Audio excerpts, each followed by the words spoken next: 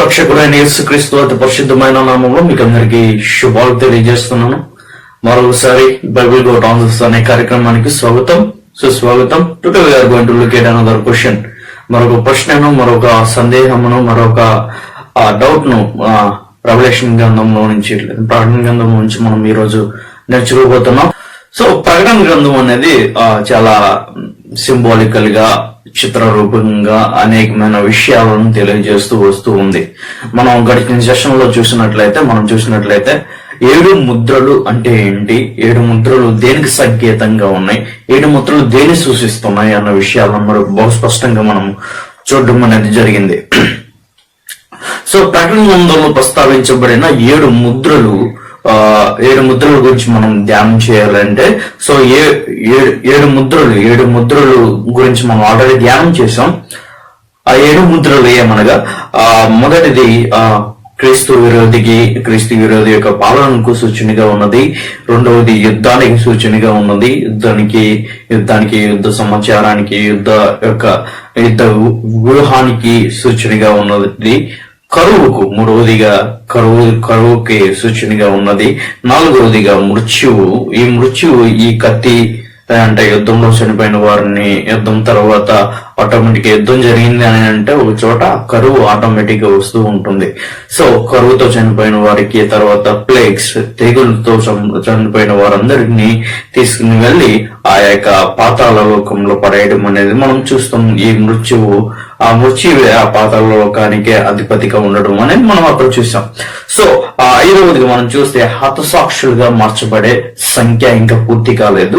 So హతసాక్షులుగా మార్చబడే సంఖ్య అనేది ఎప్పుడు పూర్తవుతుందంటే, ఈ శ్రమల కాలంలో ఉంటున్న వారు ఎవరైతే యేసుక్రీస్తు కోసం బతికి తర్వాత సువార్తను నమ్మి జీవితాన్ని జీవించి కొంతమంది హతసాక్షులుగా మార్చబడబోతున్నారు ఆ యొక్క శ్రమల కాలంలో.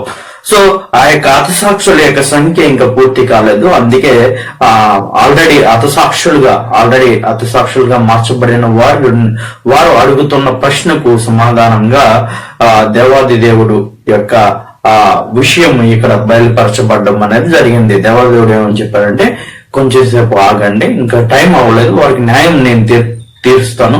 మిమ్మల్ని ఎవరైతే చంపారో, మిమ్మల్ని ఎవరైతే ద్వేషించారో, మిమ్మల్ని బట్టి నన్ను ద్వేషించడం జరిగింది. ఆ విధంగా సువార్త నిమిత్తం అందరూ వారు ద్వేషించడం అనేది జరిగింది. సో వారికి నేను తీర్పు తీరుస్తాను. భూలోకంలో ఉంటున్న ప్రతి పాపమునకు, నాశనమునకు, చెడుతనముకు నేను తీర్పు తీరుస్తాను. కొంతసేపు ఆగండి. హతసాక్షుల యొక్క సంఖ్య అనేది ఇంకా పూర్తి కాలేదు అన్న విషయాన్ని అక్కడ మనము 5వ ముద్రలో మనం చూస్తాం. 6వ ముద్రలో మనం ఏం చూస్తాం అంటే, పెద్ద భూకంపం కలుగుతుంది. ఆకాశంలో ఉంటున్న ఆ యొక్క గ్రహాలు ఏవైతే ఉన్నాయో, సూర్యచంద్ర నక్షత్రాలు ఏవైతే ఉన్నాయో, వాటిలో మార్పు అనేది మనము చూడబోతున్నాం. ఆ మార్పు ఏ విధంగా ఉండబోతుందంటే, అది మానవునికి అనుగుణంగా కాకుండా ప్రతికూలంగా ఉండబోతుంది. మానవుని యొక్క జీవనానికి విరుద్ధంగా, భూమి మీద ఉండే వారందరికి విరుద్ధంగా ఉండబోతుంది. అందును బట్టి సూర్యుడి నుంచి వచ్చే డి విటమిన్ గానీ, చంద్రుడి నుంచి వచ్చే ఆ యొక్క ఆరోగ్యపరమైన విషయాలు గానీ మనకి ఇంకా చెందవు. సో దానిని బట్టి నక్షత్రాలు రాలుతాయని, నక్షత్రాలు రాలినప్పుడు ఆస్ట్రాయిడ్స్ లేదంటే వివిధ రకాలమైన విషయాలను బట్టి మనం శాస్త్ర పరిజ్ఞానంలో మనం గమనించినట్లయితే వీ హావ్ సీన్ ఇవన్నీ కూడా కొన్ని వేల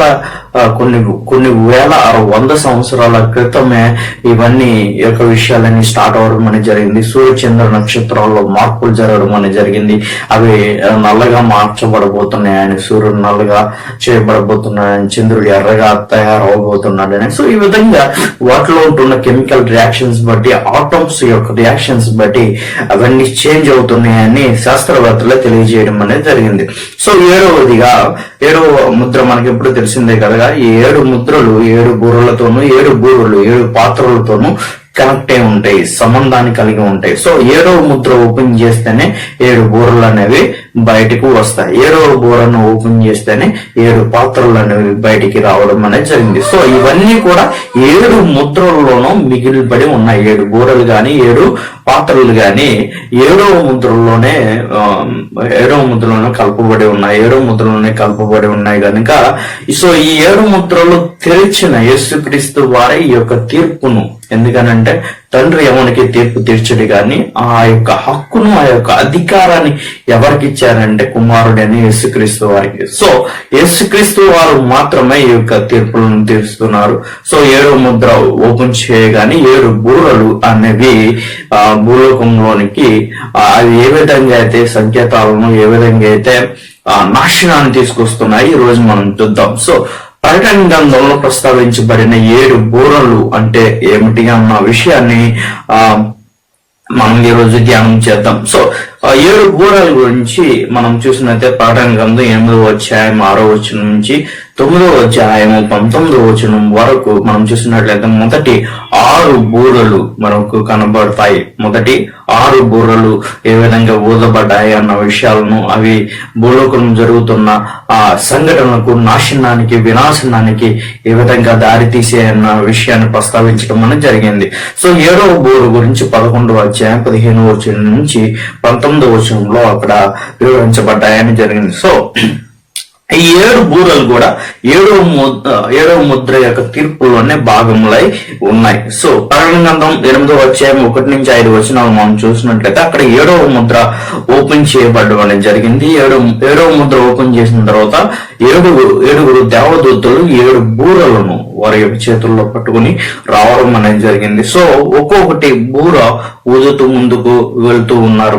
మనం చూసినట్లయితే 8వ అధ్యాయం 1వ వచనం నుంచి 5వ వచనం వరకు చూద్దాం. ముందు ఆయన 7వ ముద్రను విప్పినప్పుడు పరలోకమంతా ఇంచుమించు అరగంట సేపు నిశ్శబ్దంగా ఉండెను. అంతటా నేను దేవుని ఎదుట నిలుచు 7 దూతలను చూచి తిని వారికి 7 బూరలు ఇయ్యబడాను. సో 7 దూతలు, 7 బూరలు. మరియు సువర్ణ ధూప చేత పట్టుకుని ఉన్న వేరొక దూత వచ్చి బలిపీఠం ఎదుట నిలువగా సింహాసనం ఎదుట ఉన్న సువర్ణ బలిపీఠం పైన ఉన్న పరిశుద్ధులందరి ప్రార్థనతో కలుపుటకే అతనికి బహు ధూపద్రవ్యములు ఇయ్యబడెను.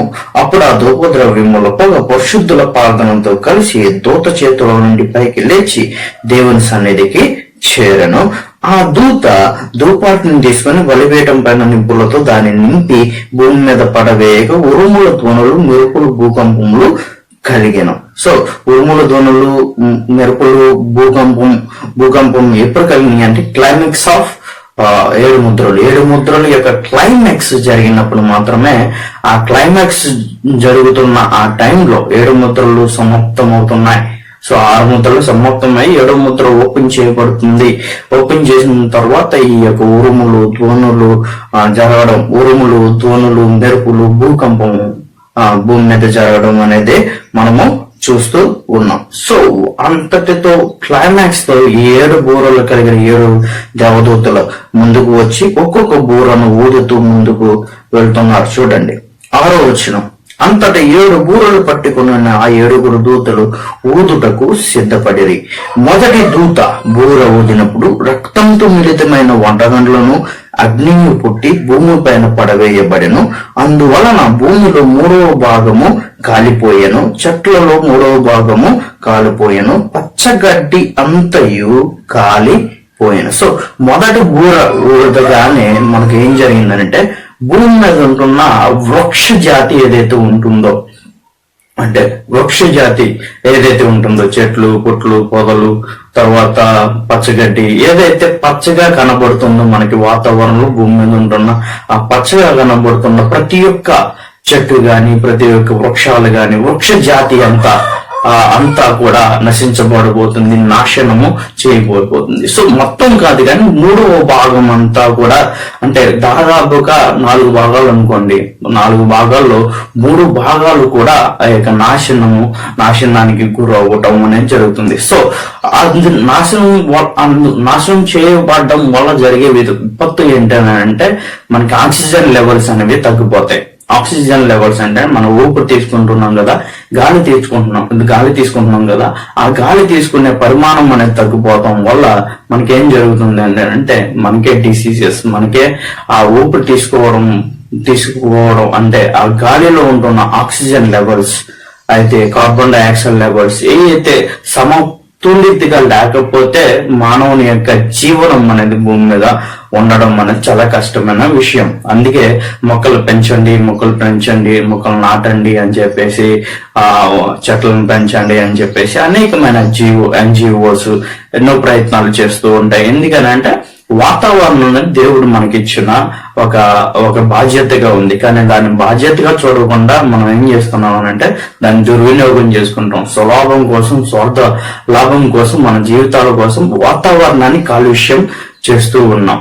సో వాతావరణాన్ని కాలుష్యం, వాయు కాలుష్యం, జల కాలుష్యం, భూమి కాలుష్యం, సో ఆ విధంగా అనేకమైన కాలుష్యాలు చేస్తూ, లైట్ కాలుష్యం, వెలుగు కాలుష్యం, సో ఆ విధంగా అనేకమైన కాలుష్యాలు చేస్తూ భూమి యొక్క వాతావరణాన్ని అంతటిని మానవునికి అనుగుణంగా కాకుండా ప్రతికూలంగా మారుస్తుంది మనమే దానికి బాధ్యులమై ఉన్నాం. మనమే వాటిని వాతావరణాన్ని చెడగొడుతున్నాం, వాతావరణాన్ని అంతటిని కాలుష్యానికి గురి చేస్తున్నాం. సో ఇక్కడ గమనించినట్లయితే ఇది ఆల్రెడీ స్టార్ట్ అయింది. మనం గమనిస్తుంటే ఇవన్నీ కూడా ఒక సూచనగా ఉన్నాయి. రాబోతున్న ఆ యొక్క విపత్తమైన పరిస్థితులకు మనం దారి చేయబోతున్నాం. సో భూమి మీద ఉంటున్న వృక్ష జాతిలో ఉంటున్న 3వ భాగం అంతా కూడా నాశనము చేయబడబోతుంది. పచ్చగడ్డి అంతయు, పచ్చది అని కనిపించే ప్రతి ఒక్కటి కూడా నాశనము చేయబడుతుంది అని చెప్పేసి మొదటి బూర మనకి తెలియజేస్తూ ఉంది. సో ఇది మనం చూస్తే నిర్గమాకాండము 5వ అధ్యాయము 23వ వచనం నుంచి మనం గమనించినట్లయితే మనకు బాగా అర్థమయ్యే విషయం ఏంటంటే, మోషే తన కర్రను ఆకాశం వైపు ఎత్తినప్పుడు యెహోవా ఉరుములను వడగండ్లను కలుగు చేయగా పిడుగులు భూమి మీద పడుచుండెను. యెహోవా ఐగుప్తు దేశం మీద వడగండ్లు కురిపించెను. అలాగూ వడగండ్లతో కలిసిన పిడుగులు బహుబలమాయను. ఐగుప్తు దేశమంతటను అది రాజ్యమైనది మొదలుకొని ఎన్నడూనూ అట్టినది కలగలేదు. ఆ వడగండ్లు ఐగుప్తు దేశం మనుషులనేమి, జంతువులనేమి, ఆ బయట ఉన్న యావత్తునైనా నశింప చేశాను. వడగండ్ల పొలంలోని ప్రతి కూరను చెడగొట్టెను, పొలంలోని ప్రతి చెట్టును విరగొట్టెను. మనం చూసినట్లయితే ఈ యొక్క సూచనగానే ఉంది. ఎందుకంటే ఆల్రెడీ ఐగుప్తు దేశంలో దేవుని చేత చేయబడిన 10 తెగుళ్ళలో ఒక తెగులుగా ఉంది. ఏంటనంటే ఆ తెగులు వల్ల కూర మొక్కలు గాని, చెట్లు గాని, అంటే క్రాప్స్ ఏదైతే ఉన్నాయో, పొలములు ఏదైతే ఉన్నాయో, ఏదైతే మనిషి యొక్క ఆహారానికి ఉపయోగపడుతున్న పొలాలు ఏవైతే ఉన్నాయో ఆ పొలాలంతటిని కూడా నాశనము చేయబడిపోతుంది. సో పచ్చనిదంతయు అని అంటే మానవునికి ఉపయోగపడే ఆ యొక్క పొలాలు గాని, చెట్లు గాని, ఫలములు ఇచ్చే చెట్లు గాని, సో పచ్చదనం పడుతున్న ప్రతి ఒక్కటి కూడా నాశనం చేయబడితే మనిషికి ఆహారము కోరువై వస్తుంది. సో మనిషికి పండ్లు దొరకడం, రెండవదిగా ఆహారము, వరి, ధాన్యము, లేదంటే ఇంకా గోధుమలు, ఇంకా ఏదైతే మానవునికి ఇప్పుడు అవకాశం కొద్ది దొరుకుతుందో అది చాలా తక్కువగా దొరకబోతుంది. సో 3వ భాగం అంతా అది కొట్టువేసింది అనుకోండి, 3వ భాగం అంతా అది కాల్చివేసింది అనుకోండి, సో చెట్లన్నీ కాలిపోయాయి, పొలాలన్నీ కాలిపోయి, పచ్చనదంతా కాలిపోయింది అనుకోండి. సో మానవుని యొక్క మనుగడ అనేది భూమి మీద ఉండడం అనేది చాలా కష్టతరమైన విషయం అవుతుంది ఆ యొక్క శ్రమల కాలంలో. సో 2వ బోర ఏంటో చూద్దాం.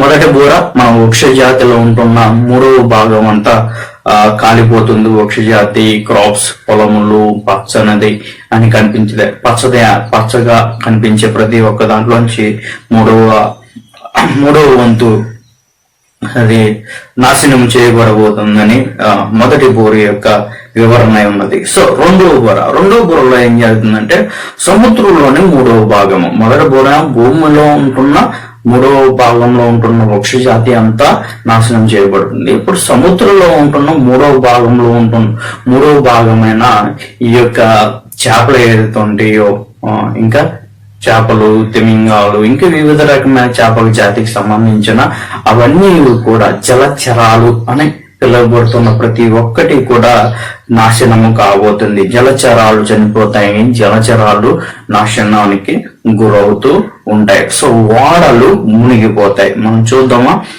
ప్రకటన గ్రంథం 8వ అధ్యాయము 8వ వచనం నుంచి 9వ వచనం వరకు. రెండవ దూత బూర ఊదినప్పుడు అగ్ని చేత మండుచున్న పెద్ద కొండ వంటిది ఒకటి సముద్రంలో పడవేయబడెను. అందువలన సముద్రంలో 3వ భాగము రక్తమాయను. సముద్రంలోని ప్రాణము గల జంతువులలో 3వ భాగము చచ్చెను. ఓడలలో 3వ భాగము నాశనము అయ్యాను. సో రెండవ దూత బూర ఊదినప్పుడు జరుగుతున్న విస్ఫోటనం లేదంటే వినాశనం ఏంటి అంటే మనం చూసినట్లయితే అక్కడ చూసినట్లయితే సముద్రంలో ఉంటున్న 3వ భాగము నాశనము కాబోతుంది. సముద్రంలో ఏముంటాయి అంటే చేపలు ఉంటాయి, జలచరాలు ఉంటాయి. సో జలచరాల్లో ఉంటున్న 3వ భాగము సో మానవునికి ఉపయోగపడుతున్న జలచరాలు. సో ఎందుకంటే సీ ఫుడ్ మీద, జలచరాల మీద మానవుడి యొక్క ఆహారం అనేది ఎక్కువగా ఉంది. ఎక్కువగా ప్రపంచంలో సీ ఫుడ్ మీద ఆధారపడతాడు. సముద్రంలో నుంచి వచ్చిన ఆ యొక్క చేపల వల్లనే తన యొక్క ఆహారంగా వాటిని మానవుడు తీసుకుని జీవితాన్ని జీవిస్తూ ఉన్నాడు. సో ఇప్పుడు మనం గమనించినట్లయితే మానవునికే విపత్తిగా మారింది. ఇప్పుడు ఆహారం ఆల్రెడీ కోరుదువైంది. ఎందుకంటే క్రాప్స్ పోనీ అంటే పొలాల్లో గోధుమ పంటలు కానీ, వరి పంట కానీ అదంతా కూడా నాశనానికి గురయ్యాయి. పచ్చనిదంతా చెట్లన్నీ కూడా, పండ్లు కూడా మనకే పండ్లు కూడా దొరికే అవకాశం ఏమాత్రం కూడా లేదు. మనం చూసినట్లయితే ఇక్కడ చూసినట్లయితే సముద్రంలో ఉంటున్న జలచరాల మీద ఆధారపడుతున్న వారు ఎవరైతే ఉన్నారో వారందరికి కూడా ఆ యొక్క నష్టం అనేది కలగబోతుంది. అంటే ఆహార లేమి అనేది మనము చూడబోతున్నాం. కరువు అనేది రాబోతుంది. ఇండైరెక్ట్ గా చెప్పుకోవాలంటే కరువు అనేది రాబోతుంది. ఆ కరువు ఎంత విపరీతంగా ఉంటుంది అని అంటే తినడానికి ఆహారం అనేది ఉండదు. ఎవరైతే నాన్ వెజ్ మీద ఆధారపడుతున్నారో, వెజిటేరియన్ మీద ఆధారపడుతున్నారో, ఎవరు కూడా వెజ్ నాన్ వెజ్ మీద ఆధారపడుతున్నారు, ఎవరు కూడా ఆహారం అనేది దొరకడం అనేది చాలా కష్టం అవుతుంది. శాకాహారులు కానీ, మాంసాహారులు కానీ. శాకాహారులు కావాల్సింది ఈ యొక్క క్రాప్స్, వెజిటేరియన్ కి సంబంధించిన పండ్లు కానీ, వరి, ఈ విధంగా వరి, గోధుమ ఈ విషయం. సో నాన్ వెజ్ సంబంధించిన వాళ్ళు ఎక్కువగా చేపలు లేదంటే వివిధమైన విషయాల గురించి, వివిధమైన నాన్ వెజ్ కి సంబంధించినవి తింటారు కనుక సో ఎక్కువగా మానవుడు ప్రపంచంలో ఉంటున్న ఎక్కువగా మానవుడు సముద్రం మీద ఆధారపడి జీవితాన్ని జీవిస్తున్నాడు ఆహారానికి. ఎందుకనంటే ఆ సముద్రంలో పడుతున్న జలచరాలను బట్టే మానవుడి యొక్క మనుగడ అనేది ఇప్పుడు వరకు సాగుతూ వస్తూ ఉంది. సో ఈ యొక్క రెండవ బోర ఏం చేస్తుందంటే, రెండవ బోర ఊదినప్పుడు ఏం జరుగుతుందనంటే సముద్రంలో ఉంటున్న మూడవ భాగం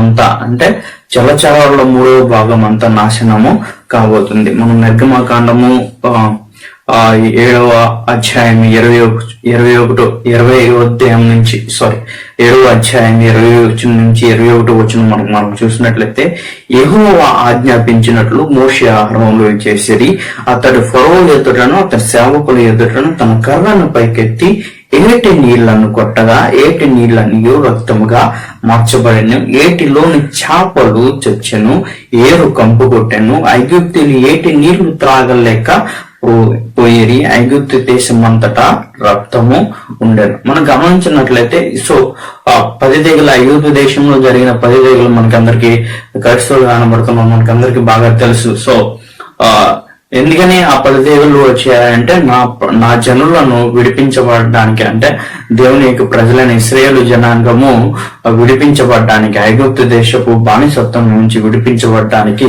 మోషే చేత దేవుడు చేయించిన యొక్క 10 తెగులను మనము చూస్తున్నాం. సో ఆ 10 తెగులు మనం చూసినట్లయితే ఏటిలోని చేపలన్నీ చచ్చిపోతాయి. సో ఆయన కర్ర ఎత్తినప్పుడు ఏటి నీళ్ళని కొట్టినప్పుడు ఏటి నీళ్ళని రక్తవర్ణమయ్యి అంటే విషపూరితమయ్యాయి. ఆ విషపూరితమైన నీళ్ళ వల్ల ఆ యొక్క చేపలని చావడం అనేది జరిగింది. సో ఆ చేపలు ఆ విధంగా చనిపోవడం వల్ల అక్కడున్న ఐగుప్తులకి ఆహారం కొదువైంది, నీళ్లు కొదువయ్యాయి. వారు నీళ్లు తాగడానికి కూడా నీళ్లు లేని పరిస్థితికి వారు దిగజారారు. సో ఆ విధంగా మనం చూసినట్లయితే ఈ యొక్క రెండవ బూర కూడా మనకు సంబంధించినట్లయితే సముద్రంలో ఉన్న 3వ భాగం జలచరాలు నశించడం, చేపలు చనిపోవడం అనేది జరుగుతుంది. ఆ విధంగా మానవుని యొక్క మనుగడ మరలా చాలా కష్టతరంగా మార్చబడబోతుంది. సో 3వ బూర అంటే మొదట బూర వృక్ష జాతిలో ఉంటున్న 3వ భాగం అంతా తుడిచివేయబడుతుంది. రెండవ బూర జలచరాలు, సముద్రంలో ఉంటున్న జలచరాల్లో ఉంటున్న మూడవ భాగం అంతా తుడిచివేయబడుతుంది. మూడవ బూర మనం గమనించినట్లయితే ప్రకటన గ్రంథము 8వ అధ్యాయము 10-11 వచనంలో మూడవ దూత బూర ఊదినప్పుడు దివిటి వలె మండుచున్న ఒక పెద్ద నక్షత్రము ఆకాశం నుండి రాలి నదుల మూడవ భాగం మీదను నీటి బుక్కల మీదను పడెను. ఆ నక్షత్రముకు మాచిపత్రి అని పేరు. అందువలన నీళ్లలో మూడవ భాగము మాచిపత్రి ఆయను. నీళ్లు చేదైపోయినందున వాటి వలన మనుషులలో అనేకులు చచ్చరి. సో మనం చూసినట్లు ఇది యాజ్ ఇట్ ఈస్ గా రెండవ బోర్ లాగానే ఉంది. ఎందుకంటే అక్కడ సముద్రంలో పడ్డాయి, ఇక్కడ ఎక్కడ పడుతున్నాయంటే నదుల మీద, నీటి బొగ్గల మీద. అంటే మంచినీళ్లు తాగే నదులు, మంచినీళ్లు సరఫరా చేసే నదులై ఉండొచ్చు, నీటి బొగ్గులై ఉండొచ్చు. సో వాటర్ కి సంబంధించిన విషయాలన్నిటి మీద ఈ యొక్క ప్రభావం అనేది మనము చూస్తూ ఉన్నాం. సో సముద్రం నీళ్లు దేనికి పనికిరావు, మనం వాటర్ తాగడానికి దేనికి పనికిరావు. కానీ నదుల్లో నీళ్లు, నీటి బొగ్గుల్లో నీళ్లు అవే ఎక్కువగా మనము సేవిస్తూ ఉంటాం, అవే ఎక్కువగా మనము తీసుకుంటూ ఉంటాం. సో విశ్వంలో లేదంటే ప్రపంచంలో ఉంటున్న 100%లో 99% ఆఫ్ వాటర్ అనేది వేస్టేజ్ అవుతుంది. ఎందుకనంటే అది మనకి పనికిరాదు, మానవునికి తాగడానికి పనికిరాదు. ఓన్లీ 1%, అది నదుల్లోను, సరస్సుల్లోను, నీటి బొగ్గుల్లోనూ ఉంటున్న వాటర్ గనుక, మంచినీరు గనుక, ఆ మంచినీరు అనేది మానవుడు ఉపయోగించుకోవడం అనేది జరిగింది. సో ఈ నక్షత్రం వచ్చి ఈ మాచిపత్రి అని పేరు ఉంది దానికి. మాచిపత్రి అనేది ఒక మొక్క పేరు లేదంటే ఒక పొద పేరు. దీన్నే సైంటిఫిక్ గా ఏమని పిలుస్తారు అని అంటే అక్టిస్మియా ఎప్సిసియం. మనకి ఇంకా మీరు గూగుల్ చేసుకోవాల్సి వస్తే ఈజీగా ఉంటుంది. ఏమనంటే అక్టిమిసియా ఎప్సిథియం. సో అక్టిమిసియా ఎప్సిథియం అనే ఈ యొక్క మొక్క జాతికి సంబంధించింది లేదంటే పొద జాతికి సంబంధించింది ఈ యొక్క మాచపత్రి. దీంట్లో ఉన్న గుణ లక్షణాలు ఏంటనంటే ఇది చాలా చేదుగా ఉంటుంది, రెండవదిగా విషపూరితంగా ఉంటుంది, మూడవది ప్రాణాలను కూడా సహితం తీసేస్తుంది. మొదటిగా చేదుగా ఉంటుంది, రెండవది విషపూరితంగా ఉంటుంది, మూడవది ప్రాణాలు సహితం తీసేదిగా ఇది ఉంటుంది. సో మనం చూసినట్లయితే ఇక్కడ ఒక నక్షత్రం రాలుతుంది. ఆ నక్షత్రానికి మాచిపత్రి అని పేరు పెట్టడం అనేది మనము చూస్తూ ఉన్నాం. ఆ మాచపత్రి వలన భూమి మీద ఉంటున్న నదులు కానీ, నీటి మొగ్గలు కానీ, ఏదైతే యూస్ఫుల్ వాటర్ ఉన్నాయో, మానవునికి ఉపయోగపడే ఆ యొక్క నీరైతే ఉందో ఆ నీటిలో ఉంటున్న ఆ యొక్క మూడవ భాగం అంతా కూడా నాశనము కాబోతుంది. ఆ మూడవ భాగం అంతా కూడా నీటి బుగ్గల మీదను చూసినట్లయితే అక్కడ నీళ్ళలో మూడవ భాగం అంతా కూడా నాశనము కాబోతుంది, కలుషితము కాబోతుంది. సో విషపూరితం కాబోతుంది, చేదు కాబోతుంది, తర్వాత అవి తాగితే ప్రాణాలు పోయేటట్టుగా ఉంటాయి. సో ఆ విధంగా చూసినట్లయితే మరీ దారుణంగా రెండో బోరు చూస్తే అది సముద్రంలో, మూడో బోరు చూస్తే ఇది నదుల్లోను, నీటి బొగ్గుల్లోనూ మనము చూస్తూ ఉన్నాం. సో ఆ విధంగా బోరలు ఒక సంకేతాన్ని, ఒక విస్ఫోటనాన్ని, ఒక వినాశనాన్ని భూమి మీదకి తీసుకురావడం అనేది మనము చూస్తూ ఉన్నాం. మొదటి బోర వృక్ష జాతి మీద నాశనాన్ని చూపిస్తుంది. రెండవది జలచరాలు, సముద్రంలో ఉంటున్న జలచరాల మీద దాని యొక్క ప్రభావం చూస్తుంది. మూడవది నదుల మీదను, నీటి బుగ్గల మీదను దాని యొక్క ప్రభావం అనేది మనము చూస్తున్నాం. నాలుగవ బూర చూసినట్లయితే ప్రకటన గ్రంథము 8వ అధ్యాయము 12వ వచనం నుంచి మనం చదువుకున్నట్లయితే, 4వ దూత బూర ఊదినప్పుడు సూర్యచంద్ర నక్షత్రములలో 3వ భాగం చీకటి కమ్మునట్లను, పగటిలో 3వ భాగం సూర్యుడు ప్రకాశింపకుండునట్లును, రాత్రిలో 3వ భాగం చంద్ర నక్షత్రము ప్రకాశింపకుండునట్లును, వాటిలో 3వ భాగము కొట్టివేయబడెను. సో సో మరి నేను చూడగా ఆకాశం మధ్యమున ఒక పక్షిరాగు ఎగురొచ్చు బూరలు ఊదబోచున్న ముగ్గురు దూతల బూరల శబ్దం అంటే ఇది తర్వాత బూరకు సంబంధించింది. సో ఇక నాలుగవ బూరకి సంబంధించిన ఆ యొక్క 12 వచనం మనం గమనించినట్లయితే సూర్య చంద్ర నక్షత్రాల్లో 3వ భాగం అంతా చీకటి కాబోతుంది. అంటే సూర్యుడే 3వ భాగం ప్రకాశించడు, చంద్రుడు 3వ భాగం ప్రకాశించడు, నక్షత్రాలు 3వ భాగము ప్రకాశించారు. వాడు ప్రకాశించకపోతే మనకు వచ్చే నష్టం ఏంటంటే సూర్యుని నుంచి వచ్చే డి విటమిన్స్ కానీ లేదంటే సూర్యుని వెలుగు వల్లనే మనిషి పని చేయడానికి ప్రయత్నాలు చేస్తాడు, పని చేసుకోవడానికి పగటిపూట ఉంటుంది. అదే పగటిపూట అంతా కూడా సూర్యుడు 3వ భాగం 3వ వంతు కూడా సూర్యుడు 24 గంటల్లో 20 గంటలు చీకట ఉందనుకోండి, వాట్ వీ కెన్ డూ, మనం ఏం చేయగలం?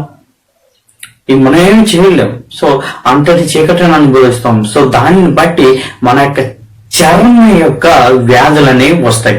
స్కిన్ క్యాన్సర్స్ అనేవి ఎక్కువగా వస్తాయి. చర్మకు సంబంధించిన క్యాన్సర్స్ వ్యాధులు అనేవి ఎక్కువగా వస్తూ ఉంటాయి. సో ఎందుకనంటే డి విటమిన్ లేదు, సూర్య చంద్ర నక్షత్రం దగ్గర నుంచి వచ్చే ఆ కాంతి నుంచి వచ్చే ఆ యొక్క విటమిన్స్ ఏవైతే ఉంటాయో ఆ విటమిన్స్ బాడీకి రాకపోవడం వల్ల మన సైంటిఫిక్ ఆలోచన చేస్తే ఈ యొక్క స్కిన్ ఈ విధంగా ఉంది అని అంటే ఒక విధమైన కారణం ఏంటంటే సూర్య చంద్ర నక్షత్రాలు.